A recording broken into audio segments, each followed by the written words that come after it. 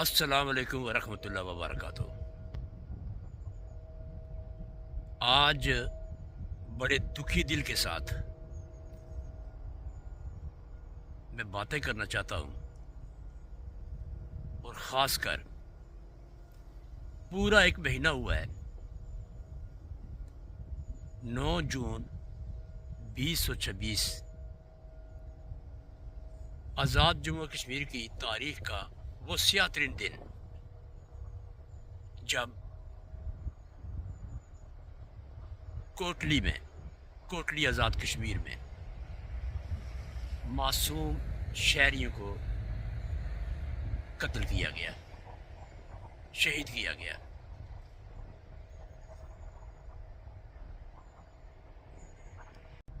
اس کے علاوہ بھی آزاد کشمیر بھر میں، خصوصاً راولہ کوٹ میں، ڈڈیال میں بھی شہادتیں ہوئی ہیں، لیکن میں کوٹلی کی بات اس لیے کر رہا ہوں کہ یہ پاکستان پیپلز پارٹی آزاد کشمیر کے صدر چودھری محمد یاسین کا حلقہ انتخاب ہے۔ میں چودھری محمد یاسین صاحب سے مخاطب ہوں آپ لوگوں کے توسط سے کہ چودھری صاحب، آپ کی سوشل میڈیا پر کچھ خبریں اور انٹرویوز گردش کرتے ہوئے دیکھے میں نے، جس میں آپ ان معصوم شہریوں کو جو اپنے حقوق کے لیے نکلے تھے، تو آپ نے کہا یہ راک ایجنٹ ہیں، یہ دہشت گرد ہیں۔ پھر ایک اور سٹیٹمنٹ میں ہم دیکھتے ہیں کہ آپ یہ الزام مسلم لیگ نون پر لگا رہے ہیں۔ چودھری صاحب، یہ 8 معصوم شہری، جن میں سے ایک احتشام نامی 26 سالہ جوان کھوئی رٹا کا رہائشی تھا، وہ آتا ہے آزاد کشمیر یعنی ضلع کوٹلی کے ہاسپٹل میں کہ اس کا چچا ڈی ایس پی ہے، کسی نے یہ خبر لیک کی کہ وہ زخمی ہے، اس کو دیکھنے کے لیے وہ گولیوں کا نشانہ بنا۔ دوسرا معصوم شہری ڈاکٹر احسن 14 سالہ، جس کے بچے چھت کے اوپر تھے، ان کو نیچے اتار رہا تھا تو وہ گولی کا نشانہ بنا۔ پھر تیسری لڑکی وکیلہ نامی، وہ ایک معصوم لڑکی، نام اس کا وکیلہ تھا، وہ آ رہی تھی شہر میں آپ کی حلقہ انتخاب میں، تو گولیوں کا نشانہ بنی۔ اسی طرح اور باقی لوگ بھی شہید ہوئے۔ تو آپ فرمائیے گا، اگر یہ دہشت گرد ہیں اور یہ دہشت گرد آپ نے مارے ہیں، تو ہمیں بتائیے گا کہ آپ نے یہ کام کس بنیاد پر کیا ہے، اور دہشت گرد یہ کیسے آپ تعبیر کر رہے ہیں؟ اگر یہ مظلوم شہری تھے تو حکومت تو آپ کی تھی، سہولت کاری کس نے کی؟ پاکستان سے لا انفورسمنٹ ایجنسیز کو، رینجرز کو، ایف سی کو یہاں پر کس نے مدعو کیا؟ اور آئی جی پولیس کو کس نے اتنے بڑے اختیارات دیے کہ کشمیریوں پر وہ شب خون ماریں؟ چودھری صاحب، یہ لوگ تو آئے تھے آپ نے بنیادی انسانی حقوق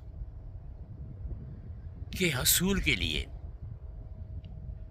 اور اس سلسلے میں وہ جوائنٹ عوامی ایکشن کمیٹی کی اپیل پر آئے تھے تاکہ آپ کو آئینہ دکھا سکیں کہ آپ کے دور اقتدار میں، چونکہ آپ 2021 میں ایم ایل اے منتخب ہوئے تھے ضلع کوٹلی کی 2 حلقہ ہائے انتخاب سے، وہ یہ آپ کو آئینہ دکھا رہے تھے کہ یہ جو کوٹلی شہر ہے، سب سے بڑا آبادی کے اعتبار سے آزاد کشمیر کا بڑا شہر ہے، یہاں پر آپ کی جو ہاؤسنگ سکیمز ہیں، وہاں سے تو کوئی انسان بلے سے گزر نہیں سکتا۔ یہ کوٹلی شہر جب لوگ شاپنگ کے لیے آتے ہیں، وہاں پر تو لوگ بلے سے گزر نہیں سکتے، نہ رکشہ ڈرائیور گزر سکتا ہے، نہ کار ڈرائیور گزر سکتا ہے، نہ کو وہاں پر سائیکلسٹ گزر سکتا ہے، نہ ہی تو آپ نے وہاں پر کوئی سائیکل سٹینڈ دیا ہے کہ ہم وہاں پر فخر کرتے کہ آپ نے ترقی اور تعمیر میں کوئی مثال قائم کی ہے۔ آپ نے آدھا آدھا کلومیٹر کی سڑکیں جو ہے نا پختہ کی ہیں، لیکن زیادہ تر سڑکیں جو پختہ ہوئی ہیں وہ پبلک نے اپنے پیسے اکٹھے کر کے کی ہیں۔ آپ کے اس شہر میں صاف پانی پینے کے لیے لوگ ترستے ہیں۔ یہ جو لوگ آئے تھے ان کی یہی خواہش تھی کہ ہمارے شہر میں صاف پانی پینے والا ملے۔ آپ نے کوئی اسکیم اگر لانچ کی ہے تو ہمیں بتائیں۔ ہمارے سویلین نے پانی کے لیے جو بھی کام تھا، جہاں بھی محلوں میں، گاؤں میں، قصبوں میں، وہ خود پیسے اکٹھے کر کے لوگوں کو سہولتیں دی ہیں، جبکہ یہ حکومتی کام ہوتے ہیں۔ تو آپ نے یہ کون سا کام کیا تھا جس پر آپ فخر کریں گے اور ہم لوگ آپ پر فخر کریں کہ آپ نے بڑے کارہائے نمایاں سرجامہ دیے ہیں؟ مودی صاحب، یہ لوگ اس لیے آئے تھے کہ آپ جانتے ہیں کہ district head quarter hospital Kotli میں ان کو سروسز نہیں ملتی۔ وہاں پر کوئی سی ٹی اسکین مشین نہیں ہے، کوئی ایم آر آئی مشین نہیں ہے، کوئی الٹرا ساؤنڈ مشین نہیں ہے۔ جب ان کے لوگ بیمار آتے ہیں، بزرگ ہوتے ہیں، بچے ہوتے ہیں، خواتین ہوتی ہیں، تو ان کو راولپنڈی، اسلام آباد میں ریفیر کیا جاتا ہے یا لاہور جاتے ہیں ٹیسٹ کروانے کے لیے۔ کچھ تو راستے میں فوت ہو جاتے ہیں۔ اگر ان کا یہ جرم تھا اور اس جرم کی وجہ سے یہ لوگ باہر نکلے تھے تو یہ گولیاں برسائیں گی ان پر۔ آپ مجھے اور سب کو بتائیے گا کہ یہ گولیاں جو برسانے والے تھے، آیا آپ ان کے ساتھ کھڑے ہیں اور سمجھتے ہیں کہ یہ دہشت گرد آپ نے مارے ہیں؟ اور اگر یہ مظلوم تھے تو گولیاں برسانے والوں کی آپ نے مذمت کی ہے، اس کا ثبوت بھی دیجیے گا، اور حلقے کی تعمیر و ترقی میں جو آپ نے کام کیے ہیں وہ بھی ہمیں ثبوت دیں، ہم بھی اپنے ثبوت دیں گے۔ یہ جو ظلم ہوا ہے، یا اب لوگ ان ماؤں سے پوچھیں جن کے بچے شہید ہوئے ہیں، ان بیویوں سے پوچھیں جن کے خامد شہید ہوئے ہیں، ان گھروں سے پوچھیں جن کے چراغ گل ہوئے ہیں۔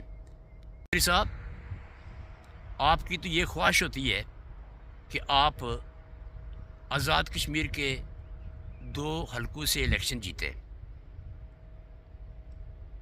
جیسے آپ نے پچھلے الیکشن جیتا اور ایک حلقہ اپنے بیٹے کے لیے خالی کیا،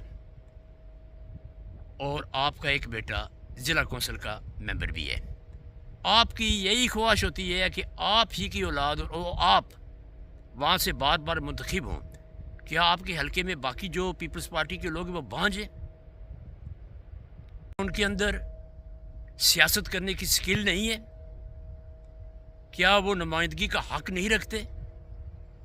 چودھری صاحب، یہ طرز سیاست تو ہم نے ڈوگرا راجی میں دیکھی تھی، گلاب سنگھ سے لے کر ہری سنگھ تک، لیکن ان کی طرز سیاست کے خلاف ریاست کے لوگ اٹھ کھڑے ہوئے تھے، اور اسی بنیاد پر آزاد کشمیر کو آزاد کرایا تھا تاکہ یہ آزادی کا بیس کیمپ بنے۔ چودھری صاحب، اس بیس کیمپ کا غلط استعمال کیا گیا ہے۔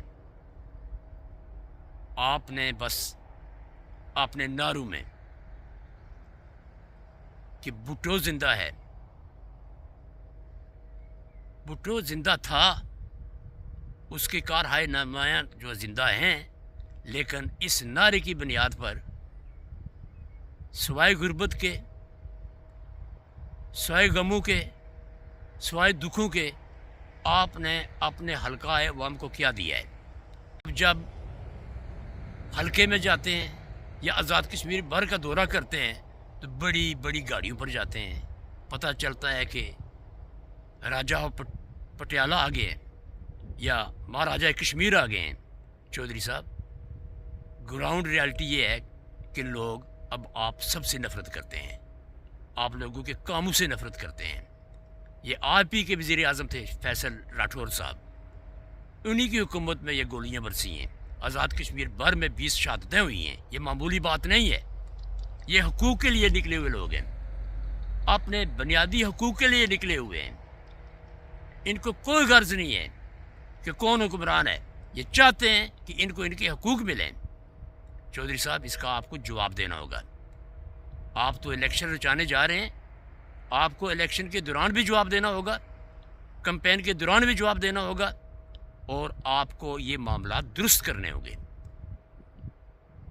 آپ کو چاہیے تو آپ کے دل میں ہو تو یہ جتنے 33 حلقے ہیں اس میں آپ اپنے سارے خاندان کو جو ہے نا ممبر اسمبلی بنانے کے لیے متحرک ہو سکتے ہیں، لیکن یہ وقت اب بدل چکا ہے۔ بے گناہ جو جتنا خون بہہ چکا ہے نا، اس کو آپ کو جواب دینا ہوگا۔ بہت بہت شکریہ۔